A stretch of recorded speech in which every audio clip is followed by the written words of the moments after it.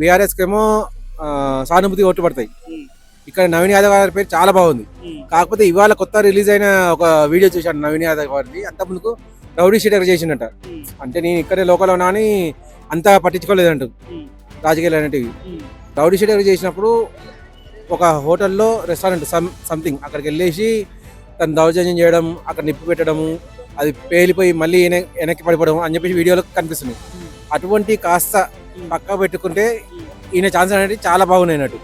ఇప్పుడు ఇది రిలీజ్ కావడం వల్ల 20% అయితే దెబ్బతింటుంది. అంటే ఒక రౌడీ షీట్ అన్న మనం ఎమ్మెల్యేగా గెలిపిస్తున్నాం అని చెప్పేసి వస్తుంది. అవి ఆయన ఖచ్చితంగా చూసుకోవాలి.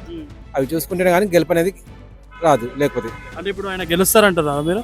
ఫస్ట్ ఆఫ్ ఆల్ అక్కడ సానుభూతి ఓట్లు అనేది లేకపోతే ఈయన ఖచ్చితంగా గెలుస్తారు. ఆ సానుభూతి ఓట్లు చీలుస్తాయి. ప్లస్ సెకండ్ థింగ్ వచ్చేసి ఇప్పుడు రౌడీ షీటర్ వీడియో ఒకటి రిలీజ్ అయింది. ఇవి రెండు దెబ్బ పడేటట్టున్నాయి. లేదు అని అంటే 50-50 ఛాన్సెస్ అన్నట్టు బీఆర్ఎస్కి కాంగ్రెస్కి.